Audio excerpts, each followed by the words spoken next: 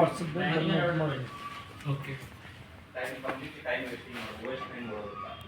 Okay travelling okay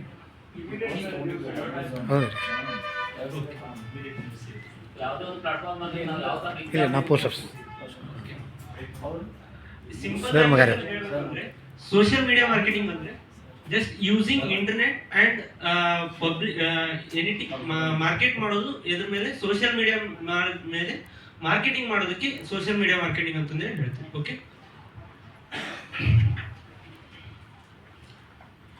how to connect with prospects.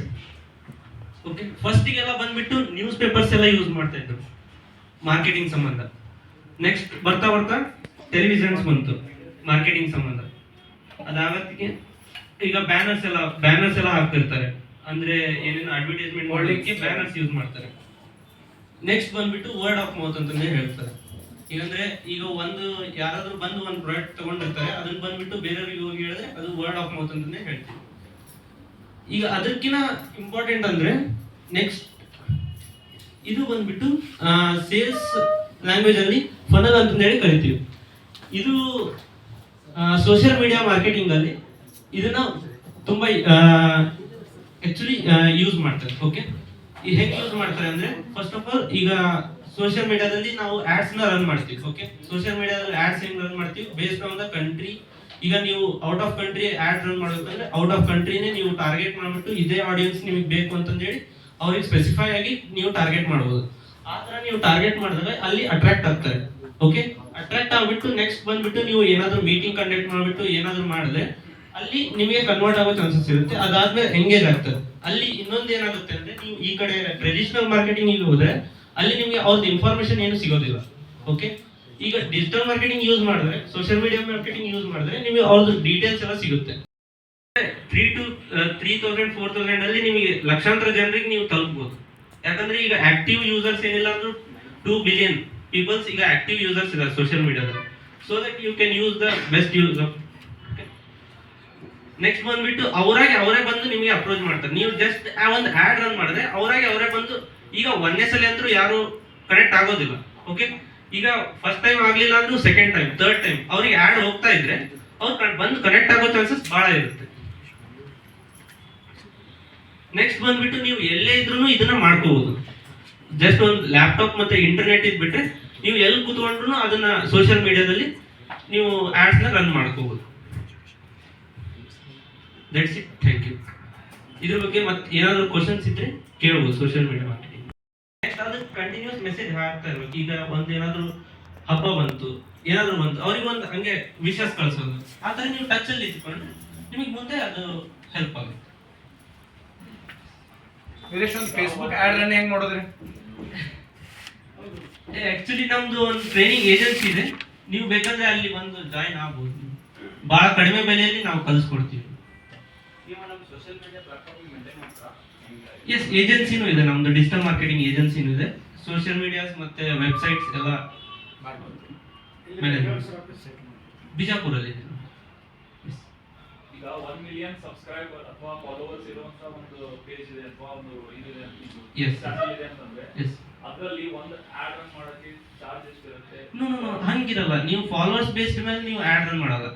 0 followers ಇದ್ರೂ ಒಂದ್ ಸ್ವಲ್ಪ ದಿನ ನೀವು ಸೋಷಿಯಲ್ ಮೀಡಿಯಾ ಮೇಲ್ಗಡೆ ಆ ಪೇಜ್ ಏನಾದ್ರು ರನ್ ಆಗಿದೆ ಅದ್ರ ಮೇಲ್ಗಡೆ ಪೋಸ್ಟ್ ಆಗ್ತದೆ ಇದೆ, ಅದರಲ್ಲಿ ನೀವು ಆರಾಮ್ಸೆ ನೀವು ಪೋಸ್ಟ್ ಆಡ್ ರನ್ ಮಾಡ್ಕೋಬಹುದು. ನೋ ಈಗ ನೀವು ಅಮೌಂಟ್ ಕೊಡೋದು ಎದಕ್ಕೆ ಕೊಡ್ತೀರಾ? ಮೆಟಾದವ್ರಿಗೆ ಕೊಡ್ತಾ ಇರ್ತೀರಾ ಅಮೌಂಟ್ ಕೊಡೋದು. ಮೆಟಾದವ್ರಿಗೆ ನೀವು ಇನ್ಸ್ಟಾಗ್ರಾಮಿಗೆ ಅಥವಾ ಫೇಸ್ಬುಕ್ಗೆ ಕೊಡೋದು, ಮೆಟಾದವ್ರಿಗೆ ಕೊಡ್ತೀರಾ. ಅಲ್ಲಿ ನೀವು ಇದು ಫಾಲೋವರ್ಸ್ ಆಮೇಲೆ ಸಬ್ಸ್ಕ್ರೈಬರ್ಸ್ ಎಲ್ಲ ಚೆಕ್ ಮಾಡಿ. ಎಸ್ ಈಗ ಫೇಸ್ಬುಕ್ ಅಲ್ಲಿ ಮೆಟಾ ಅಂತಂದೇಳಿ ನೀವು ಈಗ ಸ್ಟಾರ್ಟಿಂಗ್ ನೀವು ಫೇಸ್ಬುಕ್ ಅಥವಾ ಇನ್ಸ್ಟಾಗ್ರಾಮ್ ಓಪನ್ ಮಾಡ್ತೀವಿ ಮೆಟಾ ಅಂತಂದೇಳಿ ಬರುತ್ತೆ. ಓಕೆ, ಈಗ ಫೇಸ್ಬುಕ್ ಅಲ್ಲಿ ಓಪನ್ ಮಾಡಿದ್ರೆ ಆಡ್ಸ್ ಮ್ಯಾನೇಜರ್ ಅಂತಂದೇಳಿ, ನೀವು ಲ್ಯಾಪ್ಟಾಪ್ ಅಲ್ಲಿ ಓಪನ್ ಮಾಡಿದ್ರೆ ಸೈಡ್ ಬರುತ್ತೆ ಆಡ್ಸ್ ಮ್ಯಾನೇಜರ್ ಅಂತಂದೇಳಿ. ಅಲ್ಲಿ ನೀವು ಹೋಗ್ಬಿಟ್ಟು ಆಡ್ಸ್ ಮ್ಯಾನೇಜರ್ ಅಲ್ಲಿ ನೀವು ಆಡ್ಸ್ ರನ್ ಮಾಡಿ. ಆ charges ಹೆಂಗಿರ್ತದ್ರಿ Veeresh? Social media algorithm ಬಗ್ಗೆ ಏನು? ಸೋಷಿಯಲ್ ಮೀಡಿಯಾ ಅಲ್ಗೋರಿಥಮ್ ಬಗ್ಗೆ ಇಲ್ಲಿ ಹೇಳೋದಕ್ಕೆ ಬಹಳ ಟೈಮ್ ಹಿಡಿಯುತ್ತೆ. ಈಗ ಕಡಿಮೆ ಟೈಮಲ್ಲಿ ನಾ ಎಲ್ಲ ಎಕ್ಸ್ಪ್ಲೇನ್ ಮಾಡೋದಕ್ಕೆ ಆಗೋದಿಲ್ಲ. ಇದರಲ್ಲಿ ಅಲ್ಲ ಅದ್ರದ್ದು ಸ್ವಲ್ಪ ಚಾರ್ಜಸ್ ಬಗ್ಗೆ ಒಂದು ಸ್ವಲ್ಪ ಐಡಿಯಾ. ಇನ್ ನಮ್ಮ ಕೋರ್ಸ್ ಮೆಟಲ್ ಮೆಟಾದ ಅದೇ ನೀವು ಈಗ ಎಷ್ಟು ಜನಕ್ಕೆ ನೀವು ರೀಚ್ ಮಾಡ್ಬೇಕು ಅಂತ ಹೇಳ್ತೀರಾ, ಅದು ಹೆಂಗಿರುತ್ತೆ? ಈಗ ನೀವು ಡೈರೆಕ್ಟ್ ಈಗ 500 rupees ಪೇ ಮಾಡಿದಾರ ಮೆಟಾದವರಿಗೆ, ಅದರಲ್ಲಿ ನೀವು ಫಸ್ಟಿಗೆ ನೀವು ಏನು ಟಾರ್ಗೆಟ್ ಆಡಿಯನ್ಸ್ ನೀವು ಬೇಸ್ ಮಾಡ್ತೀರಾ. ಓಕೆ, ಈಗ 3 ಲಕ್ಷ ಜನನ ನೀವು ಟಾರ್ಗೆಟ್ ಆಡಿಯನ್ಸ್ ಮಾಡಿದ್ದೀರಾ. ಈಗ ಎಷ್ಟು ದಿವಸ ರನ್ ಮಾಡಬೇಕು? ಈಗ ಅದು ಕಂಟಿನ್ಯೂಸ್ ನೀವು 500 ರೂಪಾಯಿ ಹಾಕಿದ್ದೀರಾ ಅಂತಂದ್ರೆ ಡೈರೆಕ್ಟ್ ಆಗಿ 500 ರೂಪಾಯಿ ಅದು ಪೂರ್ತಿ ಖಾಲಿ ಮಾಡಲ್ಲ. ಫಸ್ಟ್ ಡೇ ನಾ ಎಷ್ಟು ಜನಕ್ಕೆ ತೋರಿಸಿರ್ತೀನಿ ಅಷ್ಟೇ ಅಮೌಂಟ್ ತಗೊಂಡಿರುತ್ತೆ. ಇನ್ನು ಉಳಿದ ಅದನ್ನ ಎಸ್ ಮಿನಿಮಮ್ ಅಮೌಂಟ್ ಅಂದ್ರೆ ಈಗ 200 rupees ಅಲ್ಲಿ ನಮ್ಮ ಸ್ಟೂಡೆಂಟ್ ಒಬ್ರು ಎಷ್ಟು 3 lakh ಮೆಂಬರಿಗೆ ಮೀಟ್ ಆಗಿ 3 lakh ಅಮೌಂಟ್ ಇಂದು ಒಂದು ಕ್ಲೋಸ್ ಮಾಡಿದ್ದಾರೆ. ಆಕ್ಚುಲಿ ಬಿಸ್ನೆಸ್ ಕ್ಲೋಸ್ ಮಾಡಿದ್ದಾರೆ. 200 rupees yes, just in 200 for 1 day or one ಡೇದಲ್ಲಿ ಅವ್ರು ಆಕ್ಚುಲಿ 2 days ಅದು ಆಕ್ಚುಲಿ ಪೀರಿಯಡ್ ರನ್ನಿಂಗ್ ಇರುತ್ತೆ, ಅಂದ್ರೆ ಅದು ಲರ್ನಿಂಗ್ ಪೀರಿಯಡ್ ಇರುತ್ತೆ, ಆಡ್ ರನ್ನಿಂಗ್ ಪೀರಿಯಡ್ ಇರುತ್ತೆ. ಥರ್ಡ್ ಡೇಗೆ ಅವ್ರದ್ದು ಆಗಿದೆ ಯಾವ ಪ್ಲಾಟ್ಫಾರ್ಮ್? ಸೋಷಿಯಲ್ ಮೀಡಿಯಾದಲ್ಲಿ, ಅಂದ್ರೆ ಇನ್ಸ್ಟಾಗ್ರಾಮ್ ಮತ್ತು ಫೇಸ್ಬುಕ್.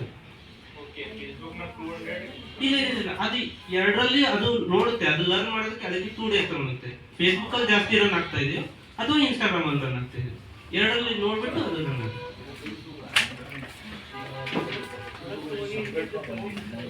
Yes.